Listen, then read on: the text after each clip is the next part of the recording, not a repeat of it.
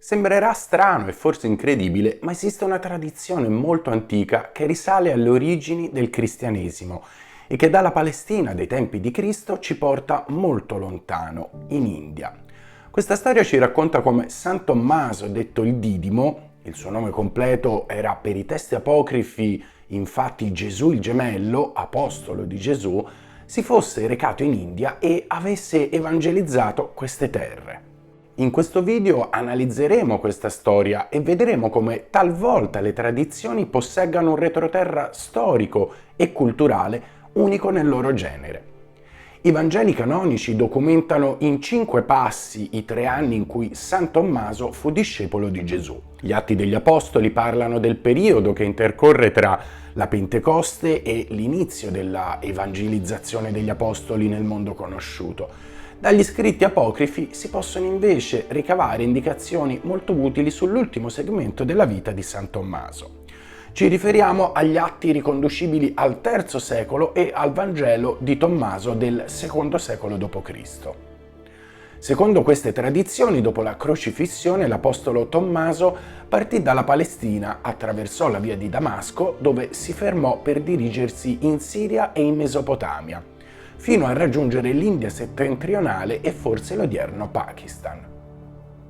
A Damasco, collegata alla Palestina da un'importante strada imperiale romana, l'apostolo avrebbe soggiornato per un periodo di tempo non molto lungo, evangelizzando le persone del luogo. Ancora oggi a Damasco è infatti visibile la porta più antica della città, intitolata proprio a San Tommaso, presso cui intorno al IV-VII secolo fu costruita una chiesa dedicata appunto all'apostolo. Non molto lontano si trova invece il monastero di Deir Mar Touma, risalente al V secolo d.C.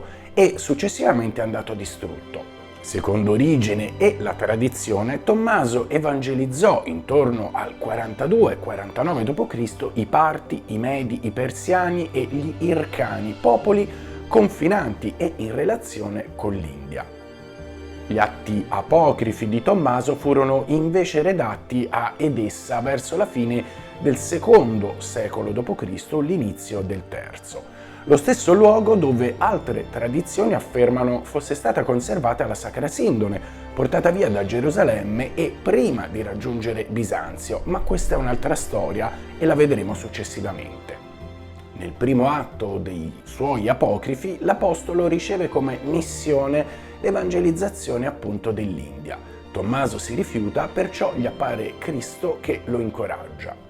In India, secondo gli atti apocrifi, l'apostolo incontra il mercante Abban, inviato dal re Gundafor alla ricerca di un architetto, e continua la strada con lui. Tommaso e il mercante giungono quindi in una città chiamata Andranopoli e assistono alle nozze della figlia del re del luogo. Alla fine del pranzo l'apostolo intona un inno in ebraico nel quale invita gli sposi a vivere in castità. Gli sposi accettano, il re però è furioso e cerca i 2 presunti colpevoli, ma questi sono già saliti su un'imbarcazione. Alla corte di Gundafor, nell'atto secondo dell'apocrifo, Tommaso riceve l'incarico di costruire il palazzo come architetto, esegue il lavoro, riceve il relativo compenso e poi lo distribuisce integralmente ai poveri. Il re si indigna di questo gesto e ordina di gettare in prigione Tommaso e il mercante per farli morire successivamente bruciati vivi. Durante la notte muore il fratello del re, ma gli angeli lo riportano in vita e fanno capire al regnante che Tommaso ha costruito un palazzo celeste, non solo uno di mattoni.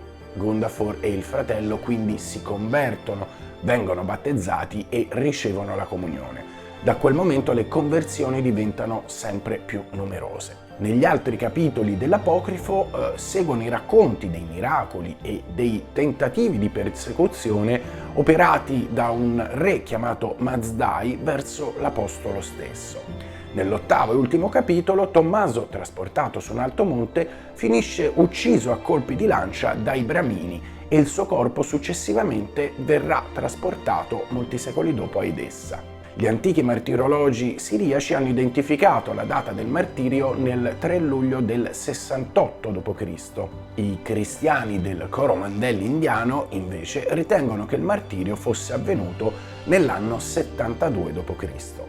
Secondo la tradizione orientale e alcune fonti di quella occidentale, però, intorno al 50 Tommaso sarebbe tornato a Gerusalemme, dove si tenne il primo concilio, ma il suo nome non viene menzionato negli atti canonici degli Apostoli. Successivamente Tommaso avrebbe ripreso un secondo viaggio missionario in India, nel quale appunto, come abbiamo visto, trovò il martirio.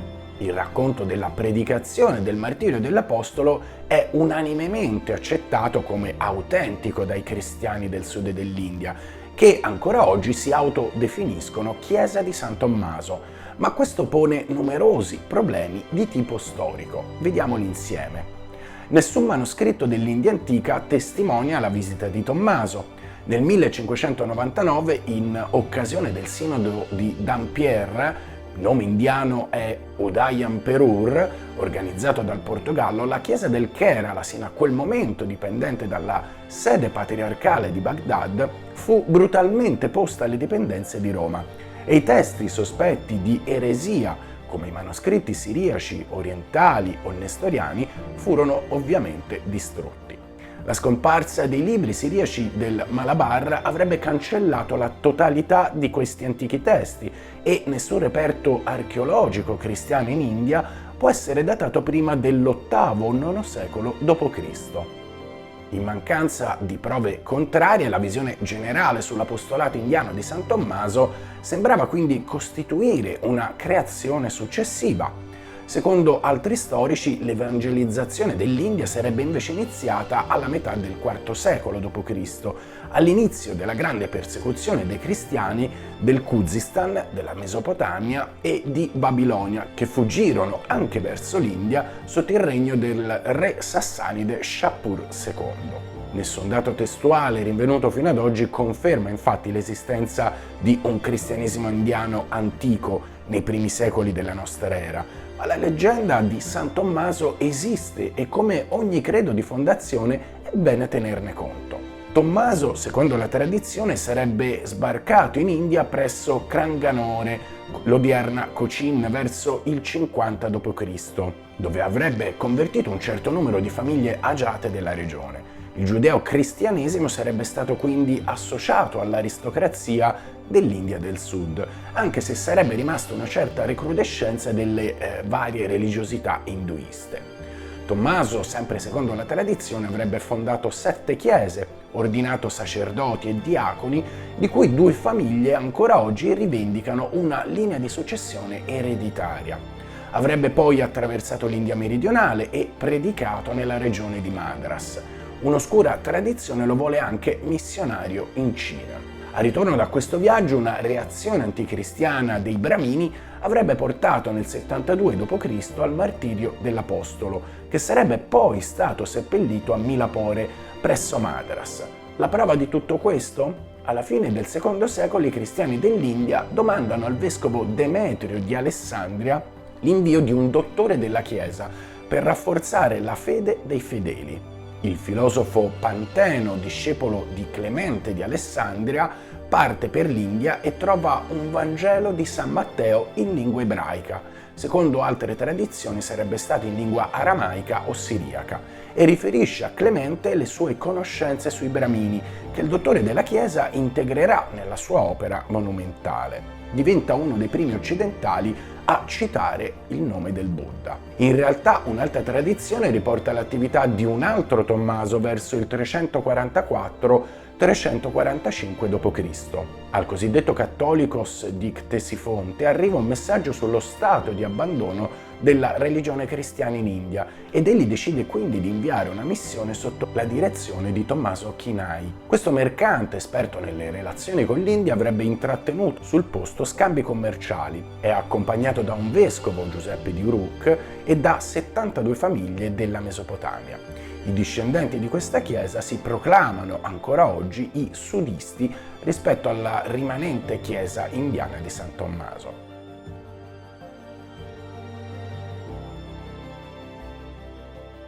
Un'analisi superficiale fa emergere elementi ridondanti rispetto agli atti di Tommaso e sarà ovviamente necessario uno studio molto più approfondito nel futuro. A questo però si aggiunge che il re della regione avrebbe concesso delle terre e dei privilegi ai nuovi venuti, consacrando quindi un'installazione ufficiale del cristianesimo nell'India del Sud.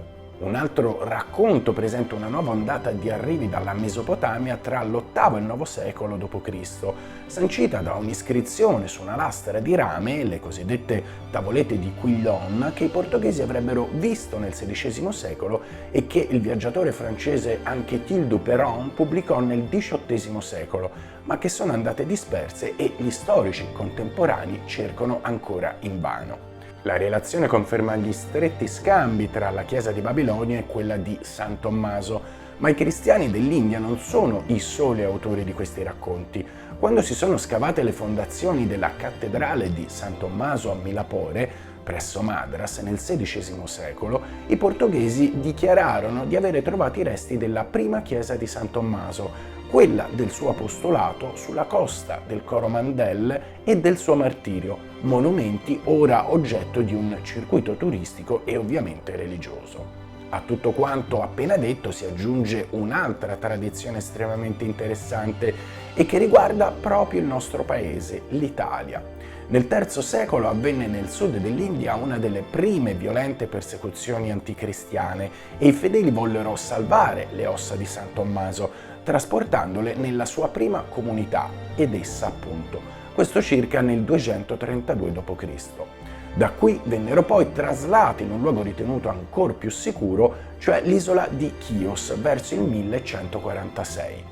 San Tommaso avrebbe riposato in questo luogo fino a quando nel 1258 arrivarono sull'isola alcune galee armate che facevano parte della spedizione militare organizzata nell'Egeo da Manfredi, principe di Taranto e futuro re delle Sicilie, desideroso di estendere il suo dominio in Oriente, dove l'impero di Bisanzio era ormai in agonia.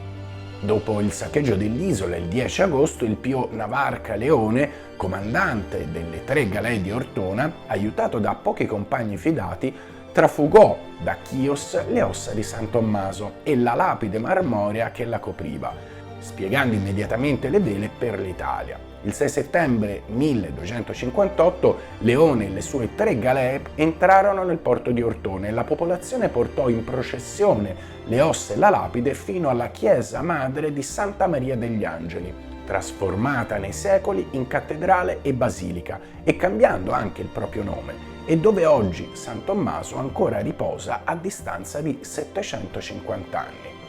Tra il 12 settembre 1983 e il 25 aprile del 1986 venne effettuata una ricognizione medico-scientifica delle ossa del santo. I dati emersi sono i seguenti. Questo individuo apparteneva a un soggetto di tipo longitipo con ossatura gracile, di aspetto minuto, con una statura di circa 160 cm, di corporatura scheletrica alla morte che è compresa tra i 50 e i 70 anni. Era affetto da una forma particolare di spondiloartrite archilopoietica, portatore di un piccolo steoma nel cranio, nella regione frontale. Le ossa mostravano infatti tracce di una frattura dell'osso dello zigomo destro, provocata probabilmente da un affilato fendente poco prima o poco dopo la morte dell'individuo. Purtroppo ancora oggi non è stato possibile stabilire l'origine dell'individuo né la presunta età delle ossa, quindi le domande rimangono veramente ancora aperte. Di fronte a questa abbondanza di testi, di tradizioni, di ritrovamenti contraddittori, gli storici e gli studiosi si trovano oggi in difficoltà per appurare come e quando realmente San Tommaso potrebbe aver evangelizzato le terre indiane. Il teologo ovviamente guarda con attenzione alle discussioni che hanno dato via agli atti apocrifi di Tommaso, racconto fondante della Chiesa indiana, senza però trovare necessariamente una relazione tra il loro contenuto e la storicità di un evento che si perpetua nel XX secolo. Il cristiano del sud dell'India aderisce invece senza riserve alle tradizioni su San Tommaso, fondamento della sua fede. Che cosa rimane quindi alla fine di tutto questo? Molte domande certamente e molti dubbi ancora a cui dare risposta, che però sembrano lasciare aperte molte strade alla discussione sulla possibilità che San Tommaso, che tutti abbiamo imparato a conoscere, si possa essere realmente recato in India e che le sue ossa furono poi trasportate molto tempo dopo ad Ortona.